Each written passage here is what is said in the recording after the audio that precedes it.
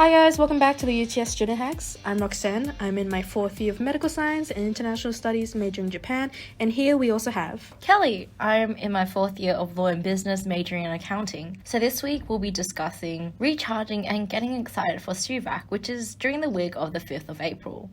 Before we get right into it, get some water, fruit and snacks to accompany you through this podcast. Before we get into this podcast, we'll just have some life updates from what I've been up to. What have you been up to recently? So I have recently been up to a legal tech moot. If you're a fellow law student, you would know that law has quite a few competitions that you can get yourself into. And the one I signed up with my friends was the legal tech moot, and it was a really fun experience. And we managed to get into semi-finals, which was pretty exciting. Nice. How was the competition? It was really fun. Every single person who participated spoke extremely well. I learned from each and every round new things I could improve in, and seeing how other people are able to tackle the same question but from a different perspective. What have you been up to, Roxanne? For me recently, I've been just doing society events. I'm an exec part of the Japanese Society at UTS, and recently we've been holding events such as like chill sessions, orientation, just doing those sort of events, and also just catching up with uni in general. Cool. I hope that was insightful for our listeners about what we've been up to. Now we're going to move into a mini check-in about how we're going with uni work, how we're doing mentally, and what are our plans for STUVAC, if we have any. So we'll first start off with how we're doing with uni work. Roxanne, how's uni work for you? Recently for uni work, it's been quite a lot. Assignments, deadlines are coming up, quizzes are coming up as well. So I've been slightly behind on work, and I'm just trying to catch up on everything that I've missed, especially since it's been overwhelming recently with everything that's happening. But I'm looking forward to learning new content and catching up to date. What about you, Kelly? I'm basically the same, trying to catch up with uni work, especially since I did the moot. I haven't been able to put as much effort into tutorial work and actually paying attention to lectures because my mind was somewhere else. I am a little behind, so I'm planning to get my stuff together, probably compile some questions that I have, and probably ask my tutors and lecturers to see if they can answer my questions, because still learning. But I'm really grateful that I have friends that I can lean back on, as they are very reliable and are able to help me with anything that I have concerns with for a particular subject or a topic, and I'm really grateful that I have that type of support system. So now we're going to move on to away from uni work, like how are we doing mentally? Asking ourselves, how are we really doing? How are you doing, Roxanne? Recently, mentally, I'm just a bit all over the place, just trying to get used to things. It's a bit complicated, getting back into the things of like having in-class classes and then also attending online classes, so just getting used to that sort of schedule again. So it's been quite a bit difficult, but I do have quite a supportive network of friends who also want to catch up with their work, so I've been trying to catch up with them, and that's sort of helping me keep up to date with like the classes that's happening. How are you going, Kelly? Mental health wise, definitely I've been pretty stressed, especially with the moot.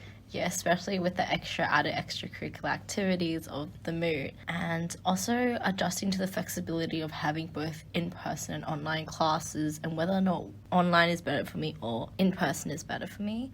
Still figuring that out, but once again, I'm so grateful to have a really supportive network of friends. When you're not feeling as good as you usually are, it's always really important to have something outside of uni work, something you can take yourself away from all that stress. So I have volleyball. Whenever I do volleyball, it's really fun because I step away from thinking about uni, thinking about work, things like that, and just focus my mind on making sure where the ball is.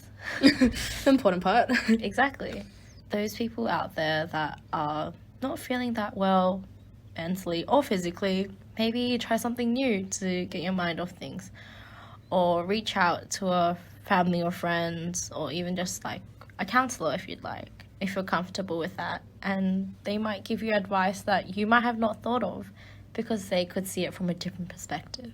And especially in certain situations such as the floods that have been affecting certain areas around us, just reaching out at UTS, they might be considerate of the situations that you're going through, and it might help you ease the stress, especially when it comes to assignments. Yeah, definitely. So if you're in one of those flood affected areas and you're unable to go to an exam or attend an assessment task, or it doesn't have to be about flooding, anything that a hardship you're going through, you should consider applying for special consideration or ask your lecturers or tutors to have another time to do that assessment. Always reach out. It's better to reach out than not. Since I know most of the people around me are pretty looking forward to a break, luckily StuVac is coming up. Roxanne, do you have any plans for StuVac? So for StuVac, I'm planning on catching up on my languages since I take a Japanese language class. It's a bit hard to wrap my head around like writing and like speaking, so I just want to feel more confident when speaking Japanese. So I plan on like utilizing StuVac to catch up on all that information and also preparing myself for any quizzes that are coming afterwards.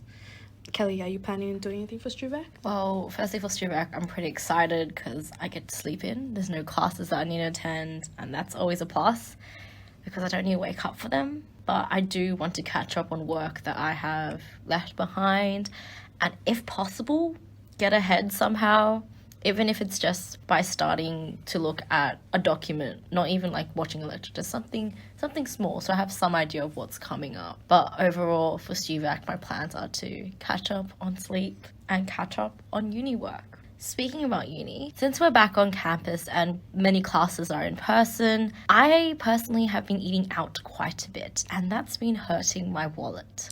Same here. I've been on campus quite often now, and it's also been hurting my wallet quite often. Quite a bit. As a uni student, I'm always excited for cheap eats, something that's cheap, easy, gets the job done, and I'm able to feel full and not worry about hunger. What's your go-to cheap thing around campus? When it comes to at UTS in Building 2, I often go down to the food court, and my destination is always Unibros for the pide. It's only $5 for a pide, and you get it with sauce, and you feel full for the rest of the day.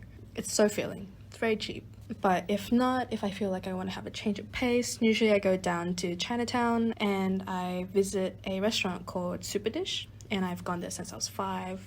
It's a childhood memory, and I would often get the congee and just eat there, and it's very filling for myself. What about you, Kelly? Do you have any cheap eats or recommendations that you usually go to? Yeah, so my cheap eats, my little hack is going to supermarkets. So places like Woolies and Tong Li, they have ready-to-eat food that you can just pick up. They're individually packed and just eat straight away without needing to heat them up or anything like that. And they're always pretty cheap. They're always on the cheaper side. So for Woolies, I might go to the bakery section, get a couple of baked goods. Or for Tong Li, if I'm feeling an Asian snack, I'll go there. And also, since they also have instant ramen, which are already in cups, and UTS provides hot water, so I simply get a cup, put some hot water in, mix it up, and eat.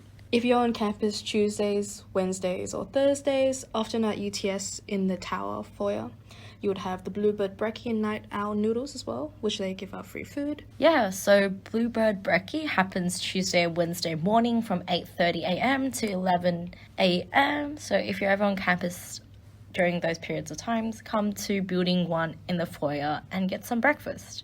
And if you finish class late at night, you can come to the Night Owl noodles, and it happens Tuesday and Thursdays from 5 o'clock to 7:30 at night. And just grab yourself a bowl of noodles, and it'll fill you up. So I've personally been to the Night Owl noodles, and they're very filling. I love it. I would definitely recommend. And it's free, so what's there to lose?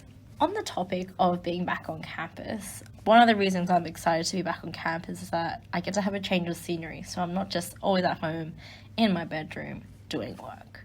No, I could go to campus, choose one of the amazing locations to get some work done, soak in some sun, and enjoy my uni life.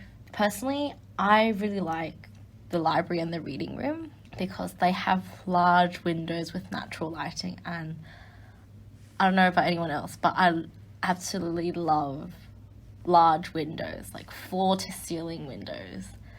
It's just my thing. And especially when it's raining, you see the pitter-patter of the raindrops falling down. Pitter-patter of the rain. Yeah, pitter-pattering on the glass.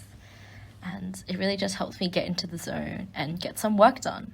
What about you, Roxanne? For me, I usually go down to the food court just because it's, for some reason, I'm not sure why, but I study better when there's a lot of noise around me. So usually because the food court's such a bustling area, it's really easy to focus. So I often study there, just on one of the tables. For those people that are like you're at uni for the whole day, forget to bring a charger for your phone, I would highly suggest going to a library and using those recharge stations where you can just plug it in and your phone is ready to be charged. And so you can sit back, relax, maybe do some work, watch a bit of Netflix while your phone is charging. And if your computer dies because of the battery, the UTS library also offers laptops for you to borrow as well if your battery dies out. In conclusion, if you get anything from this episode, if you're on campus Tuesday, Wednesday, Thursday, go to the Bluebird, Brekkie and Night Owl. You won't regret it. Thank you for listening. If you want to check out any of our previous episodes, they are on our website and other sites like Spotify. A special shout out to UTS Startups, as always, for allowing us to use this podcasting space. You should really check out the UTS Startups as they have an amazing range of resources. Don't forget to join us for our next episode. Until next time. See ya!